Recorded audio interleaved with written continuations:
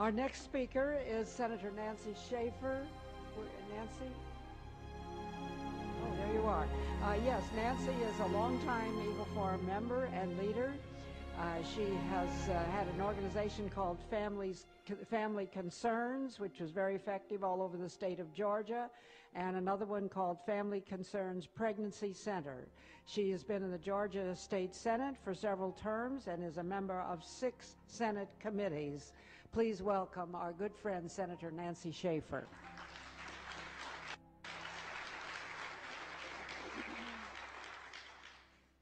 Thank you, dear Phyllis, and thank you to all of you. I have served in the Georgia State Senate for 4 years. One of my greatest pleasures, other than my sonogram bill, was getting the resolution passed to stop the North American Union.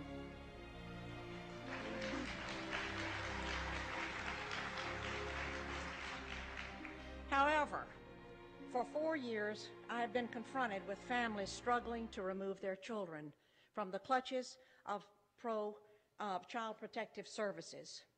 I wrote a scathing report last year on the corruption in Child Protective Services, and an update and copies are out on the table. During the last session of the Georgia General Assembly, I introduced Senate Bill 415 relating to juvenile proceedings, and copies of that bill are attached to the report on the tables. The Bill 415 called for the time allotted for the Department of Human Resources to provide emergency care to a child without a court order to be reduced from 7 days to 72 hours. It required a court order to enter the residence of a parent or guardian to seize a child. It called for family court to be open to the public. Confidentiality and secrecy in family court protects the wrong people.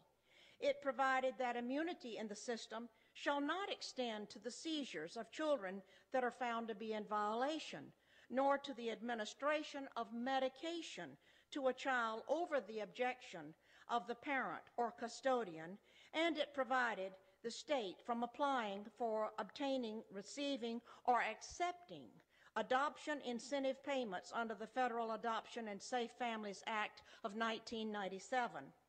The Department of Child Protective Services has become a protected empire built on taking children and separating families. This is not to say that there are not those children who do need to be removed from wretched situations and need protection. However, my report is concerned with the children and parents caught up in legal kidnapping. Having worked with probably 300 cases statewide and hundreds across the country, and in nearly every state, I am convinced there is no accountability in Child Protective Services. I have come to several conclusions. 2 or 3 are: 1, that poor parents, not always, but oftentimes, are targeted to lose their children because they do not have the wherewithal to hire an attorney and fight the system. That caseworkers and social workers are very often guilty of fraud.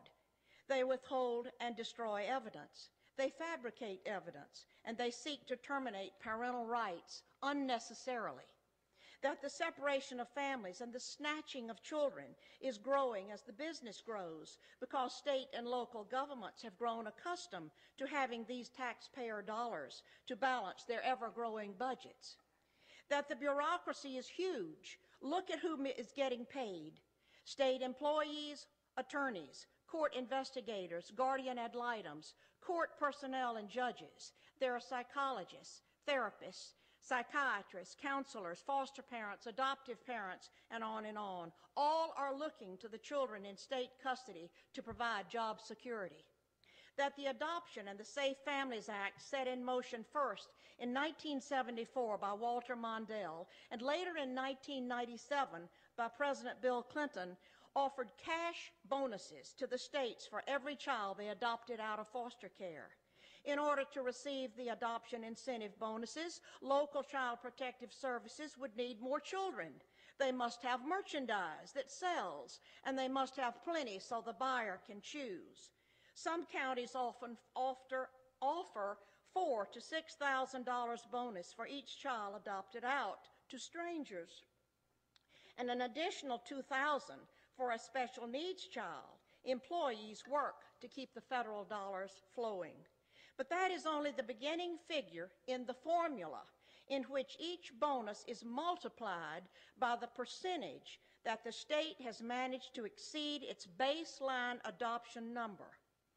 Therefore, states and local communities work hard to reach their goals for increased numbers of adoptions for children in foster care. As you can see, this program is offered from the very top and is run by Health and Human Resources. This is why victims in Child Protective Services get no help from their legislators. It explains why my bill, Senate 415, suffered such defeat in the Judicial Committee, and why I was cut off at every juncture, and why I was defeated myself last month for my re-election by another Republican. That tax dollars are being used to keep this gigantic system afloat. Many grandparents have called me to get custody of their grandparents before being lost in the system. Grandparents who lose their grandchildren to strangers have lost their own flesh and blood. The children lose their family heritage, and grandparents and parents too lose the connection of their heirs. And that the National Center on Child Abuse and Neglect in 1998 reported that 6 times more children died in foster care than in the general public, and that once removed to official safety, these children are far more likely to suffer abuse, including sexual molestation, than in the general population. Think what that number is today, 10 years later. Here are a couple of the recommendations on my list. Call for an independent audit of all state child protective services and for a federal congressional hearing on child protective services. Abolish the federal and state financial incentives that have turned child protective services into a business that separates families for money. I have witnessed such injustice and harm brought to so many families that I am not sure if reform of the system is even possible. The system cannot be trusted. It does not serve the people. It obliterates families and children simply because it has the power to do so. What I have said to you in these few minutes is that we must confront the fraud in child protective services. Child Protective Services seizes children using the very system that is paid for by the taxpayer, who actually believes it is used to protect abused and neglected children.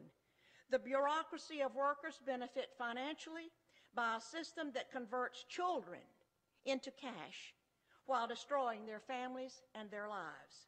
No child who emerges from the system can ever be sound or whole.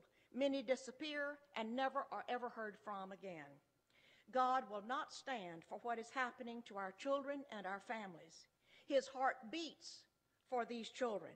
He will lift up the downtrodden.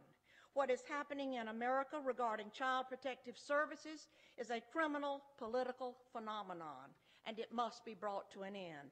Please join me in working to help set our children and our families free. To whom much is given, much is required. As you pray for this nation, pray for the upcoming election, and for our national financial crisis, please pray for our children and for our families. We all must press on and win this race for America. Thank you very much. Do you understand how dark it is? How far down the line we are? How late it is?